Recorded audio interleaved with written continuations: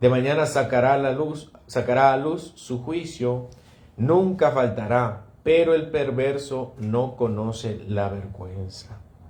El profeta Sofonías denuncia 4 tipos de personas que ostentaban un cargo de autoridad y practicaban todo tipo de pecados relacionados con esa posición.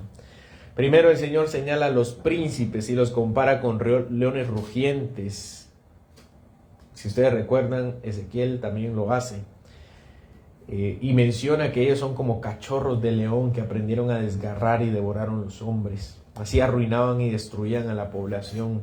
En segundo lugar, si pueden observar, menciona a los jueces, que los compara con lobos nocturnos que no dejan hueso para mañana. Isaías, de hecho, también lo había hecho. Lamenta jueces corruptos que persiguen el soborno y no hacen justicia al huérfano. Traicionan entonces su función de juez. Y Jeremías también los juzga, porque ellos juzgan con recompensa, por recompensa.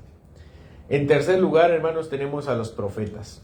A estos Dios los acusa de livianos y prevaricadores. Esto significa que tenían una predicación muy relajada, una predicación que no confrontaba. Y al mismo tiempo ellos vivían la mentira de su mensaje al vivir una vida hueca. Cuarto, hermanos, los sacerdotes. Los sacerdotes eran aquellos que administraban el culto y la enseñanza. Y es justamente lo que el profeta le reclama. Ellos ya no tienen esa diligencia con el culto ni con la palabra y han corrompido su labor. Los que se suponían ser los representantes de Dios en el gobierno, en la palabra y en la adoración, corrompieron, y ellos son los principales responsables de la corrupción de Israel. Pero el Señor no es ajeno a esta situación. Vean el versículo 5, dice: Jehová en medio de ella, en medio de Jerusalén, es justo, no hará iniquidad, de mañana sacará a luz su juicio, nunca faltará, pero el perverso no conoce la vergüenza. En contraste a los líderes de Israel, existe Dios en medio de su pueblo, nunca se ha alejado, pero sin contaminarse. Y dice que nunca hace iniquidad, sino siempre ha hecho justicia. El amanecer de la justicia divina siempre ha sido así, en medio de la maldad humana. Y aunque Dios insiste diariamente en mostrar su rectitud, el pueblo insiste también en permanecer igual ante un Dios santo y un gobernador justo. La santidad y la justicia de Dios siempre está en medio de Israel, que ellos no pensaran por un momento que el Señor se había alejado. Él estaba en medio justamente donde la corrupción estaba, en medio donde ellos no ejercían su autoridad con rectitud. El Señor allí estará haciendo su justicia como siempre lo ha hecho. Y esa es una de las formas en que el Señor trata de corregirlos, de seguirlos corrigiendo. Les ha amonestado personalmente, les ha enviado personas a amonestarlos. Y Él recuerda que Él sigue allí, Él no se ha ido. Pero hay una segunda forma en que Dios los intentó corregir. Versículos 6 y 7. Hice destruir naciones, sus habitaciones están asoladas, hice desiertas sus calles hasta no quedar quien pase. Sus ciudades están asoladas hasta no quedar hombre, hasta no quedar habitante. Dije, ciertamente me temerá, recibirá corrección y no será destruida su morada según todo aquello por lo cual la castigué. Mas ellos se apresuraron a corromper todos sus hechos. Dios le cuenta a Israel su testimonio como juez justo de la tierra. En el ejercicio de fiel legislador universal, dice que Él destruyó a naciones. Dice, yo hice destruir a las naciones. Y las naciones de ellas, las habitaciones de estas naciones, están desoladas. Sus casas están destruidas, sus calles están destruidas. No quedó quien pase por esas calles. Y las ciudades todas están asoladas. No quedó ningún hombre, no quedó ningún habitante. Los países que yo arrasé, dice el Señor, no quedó nada. Nada escapó de su mano, nunca. Ni un hombre fue librado injustamente, ni condenado injustamente. Y el Señor pensó que además de ser justo juicio con ellos, con los paganos, esta podría ser una excelente lección para Israel, para sus propios hijos. Vean el versículo 7. Después de haber dicho cómo juzga a todas las naciones, dije, dice Dios, ciertamente me temerá. Israel me va a temer. Recibirá mi corrección y no será destruida su morada, según todo aquello por lo cual la castigué. Mas ellos se apresuraron a corromper todos sus hechos. El Señor pensó que Israel temería al ver el castigo que estaba sobre ellos mismos y alrededor en las naciones, de cómo Dios es justo para dar juicio a la idolatría, a la maldad y a la corrupción. Pero ellos no atendieron ni entendieron. Esta es una ventana al corazón pastoral del Señor. Aquí tenemos la total irracionalidad de un corazón endurecido. En lugar de ver el castigo ajeno como un ejemplo y un espejo, lo ve como una ventana a través. No mira para sí mismo. Dios explica cuál debía haber sido el efecto pedagógico de su juicio de él en todas las naciones. Israel debía entenderlo como un juicio para él mismo. El Señor había derribado naciones, desolado las tierras, había mostrado claramente lo que ocurre a una nación cuando persiste en su rebelión. Y más aún ahora, en lugar de arrepentirse, en lugar de correr y arrepentirse, al contrario, se apresuraron a corromper todos sus hechos. El juicio ajeno, lejos de detenerlos, endureció cada vez más su corazón. Por tanto, dice el Señor, versículo 8, esperadme, dice Jehová, hasta el día que me levante para juzgaros, porque mi determinación es reunir las naciones, juntar los reinos, para derramar sobre ellos mi enojo. Todo el ardor de mi ira, por el fuego de mi celo será consumida toda la tierra. El Señor advierte y les dice, esperen entonces, por tanto, esa es la conclusión, esperen mi juicio. Dios trata con otras naciones primero para darles un ejemplar castigo, pero cuando termine con esas naciones será el turno de Jerusalén. El Señor está sentado resolviendo todos sus asuntos, pero cuando termine de resolver esos asuntos, vean el versículo 8, dice, me voy a levantar para juzgarlos. Que al final de cuentas la maldad ha sido democrática en el mundo. El Señor derramará su juicio con las naciones y los reinos, pero también con Jerusalén. Un justo enojo será impartido por todas las poblaciones de la tierra. Ese es el justo fuego del celo de Dios. El amor que tiene a su propia santidad expresado en la severidad de su justo juicio. Así que, hermanos, esta profecía de hecho termina de una manera más allá de nuestra comprensión y de la comprensión inmediata del texto, porque el Señor está hablando más allá del conflicto que había en Medio Oriente en este tiempo. ¿Se recuerdan? En el capítulo 2 habla que el Señor juzgará a Canaán, juzgará a Asiria, juzgará a Babilonia, juzgará a Etiopía. Y parece que ahora tratará con Jerusalén y le dice a Jerusalén, yo te intenté castigar a ti y castigué a las otras naciones, pero voy a terminar juntando a todas las naciones. Pero dice que es toda la tierra, no solo a las que ya había mencionado, sino todo el mundo. Esto iba más allá de toda expectativa de guerra. Debía ser entendido en un plano universal futuro. Y así lo entendió el apóstol Pablo, y así nos lo explica en la carta de los Romanos, en su capítulo 1, versículo 18, porque la ira de Dios se revela desde el cielo contra toda impiedad e injusticia de los hombres. Capítulo 3, versículo 19, pero sabemos que todo lo que la ley dice, lo dice a los que están bajo la ley, para que toda boca se cierre y todo el mundo quede bajo el juicio de Dios. Sofonías anuncia un juicio que sale del alcance de nuestras manos interpretativas, porque ya no solo recae sobre Israel y las naciones que mencionó en capítulo 2, él en el mismo texto de Sofonías nos golpea a nosotros aquí sentados hoy, diciéndonos que un juicio es inminente y que nosotros estamos en la misma lista de espera de lo que estaba Jerusalén en este momento. Sofonías ha roto algo así como la cuarta pared, con su mano apuntándonos a nosotros y decirnos, esto no solo se trata de Babilonia, Asiria, Etiopía, Israel. Esto es contra nosotros también. El Señor directamente nos amonesta y nos dice que hay cosas en nuestra vida que irán junto con el juicio del mundo y que ha intentado corregirnos, pero que somos incorregibles, que no escuchamos la voz ni recibimos la corrección, que somos rebeldes y no nos acercamos a Dios. Eso significa que también la segunda amonestación es para nosotros. No solo que el Señor ha intentado corregirnos personalmente, sino que también el Señor ha juzgado a otras naciones.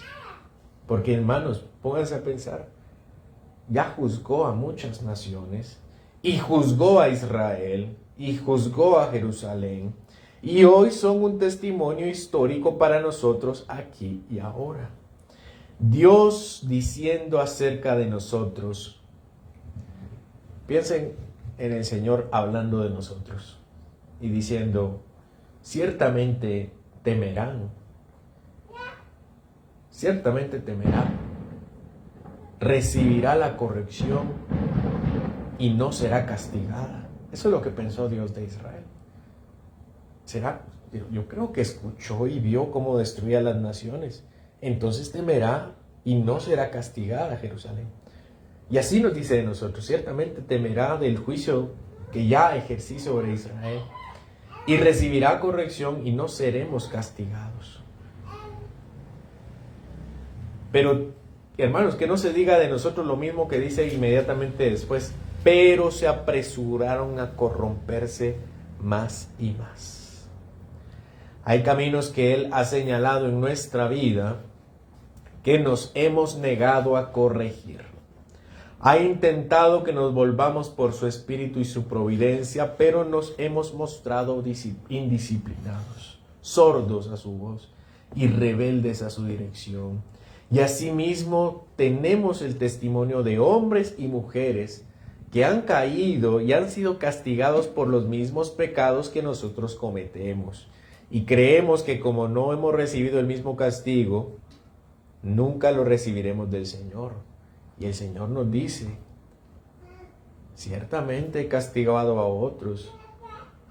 Espero que teman y corrijan. Así el Señor nos condena y dice, todos los hombres están condenados y somos dignos del celo y la ira de Dios. Israel fue arrasado, Asiria también fue arrasada. Hermanos, ¿qué nos espera a nosotros también? Es pura historia. Y el Señor esperaba que Israel aprendiera de la historia, aprendiera de las amonestaciones personales que le hacía a través de los profetas. Pero también deseaba que aprendieran de la historia, del testimonio de otras naciones a las cuales también destruyó. Es solo cuestión de tiempo que el Señor se levante para darnos las justas consecuencias de nuestros actos. Pero los profetas dieron algo más que condenación. Dieron la palabra para ser salvos. Y eso fue exactamente lo que entendió Pablo en Romanos 3:21. Y dice, pero ahora, aparte de la ley, se ha manifestado la justicia de Dios testificada por la ley y los profetas. ¿Cuál es la justicia de la ley? Versículo 2, y de los profetas. La justicia de Dios por medio de la fe en Jesucristo para todos los que creen en Él. La única forma de librar la condena de Dios es que nuestra fe esté puesta en el mismo que juzgará a las naciones. Hechos capítulo 10, versículo 42. Jesús es el que Dios ha puesto por juez de vivos y muertos. De este dan testimonio todos los profetas, que todos los que en Él creyeren recibirán perdón de pecados por su nombre. El Padre, habiendo soportado durante mucho tiempo los pecados de todos nosotros los hombres, finalmente encuentra un hombre sin pecado, devoto, santo y entregado a Él. Este hombre era Jesús, y Jesús con su vida incorruptible toma el lugar de nuestro juicio para darnos las recompensas que su vida merece. Así el Padre le dio entonces el honor de juzgar a todos los hombres y por su juicio dar vida a los que Él quiera. Mateo 25:31. Cuando el Hijo del Hombre venga en su gloria y todos los santos ángeles con él. Entonces se sentará en su trono de gloria y serán reunidas delante de él todas las naciones. Es exactamente lo que está diciendo Sofonías. El Señor juzgará, reunirá, dice, no solo los juzgará, eso lo sabemos, reunirá las naciones, pero ahora Mateo nos está diciendo delante de quién exactamente los está reuniendo. Hechos 17:30, pero Dios, habiendo pasado por alto los tiempos de esta ignorancia, ahora manda a todos los hombres en todo lugar que se arrepientan, por cuanto ha establecido un día en el cual juzgará al mundo con justicia, por aquel varón a quien designó, dando fe a todos con haberle levantado de los muertos. Hermanos, Sofonías nos ha conducido al punto más solemne, que Dios no solo juzgó a Israel, ni solo levantó a las naciones como advertencia. Toda la humanidad está bajo su juicio, y ese juicio ha sido puesto en manos de Cristo, el Hijo del Hombre que obedeció perfectamente, que murió por los pecados y fue resucitado para ser el juez de vivos y muertos. No hay escapatoria, la profecía se cumple en él. El día anunciado por Sofonías es el mismo día en que todos nosotros, junto con las demás naciones de Israel, serán levantados para ser juzgados. La pregunta no es solamente ya qué hizo Israel. La pregunta es cómo responderemos nosotros a la voz del Señor que nos llama hoy. Si el problema que denuncia Sofonías es el de un pueblo incorregible, entonces el llamado del Evangelio es a dejar de resistir la corrección de Dios. Dios nos ha hablado por su palabra y nos ha mostrado su santidad delante de nosotros. Nos ha dado ejemplos de historia, nos ha disciplinado con amor y ahora por medio de su palabra y por su espíritu nos habla al corazón. El único que puede librarnos del día del juicio es el único designado para juzgar. Hoy entonces, hermanos, es el día para reconocer delante del Señor: Señor, he sido duro de corazón, terco, sordo, pero ya no quiero seguir así. El arrepentimiento verdadero consiste en dejar la resistencia, en inclinarnos humildemente al Señor para que nos corrija, para salvarnos. Para eso Cristo fue designado como juez, para perdonarnos si es que nos rendimos, si nos dejamos corregir. Pero al mismo tiempo los apóstoles nos dicen que debemos clamar al juez por misericordia, pero no a Dios el Padre, porque ahora el juez no es el Padre, el juez es el Hijo Jesucristo. El juez es nuestro Salvador, el que tiene autoridad para juzgar, pero también para perdonar. Y Él desnuda nuestra incorregibilidad y nos demuestra que Él desnudo en la cruz, nosotros también somos rebeldes, pero al mismo tiempo rompe nuestra dureza y nos da un nuevo corazón.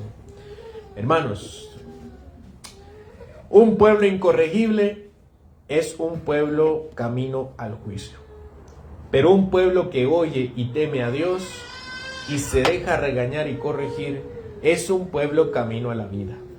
Hoy el Señor nos llama a dejar la terquedad y a abrazar a Cristo con arrepentimiento y fe. No dejará de juzgarnos por ser incorregibles, dejará de juzgarnos por la justicia de Cristo. Y Cristo nos dará la facultad para dejarnos corregir. Que no se diga de nosotros lo que alguna vez se dijo de Judá: yo intenté corregirlos y se apresuraron a corromperse más. Más bien que se diga de nosotros: se apresuraron a arrepentirse.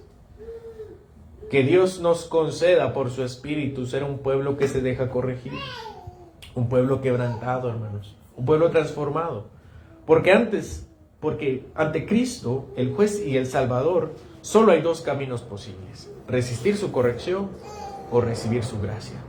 Hoy escojamos su gracia. Amén.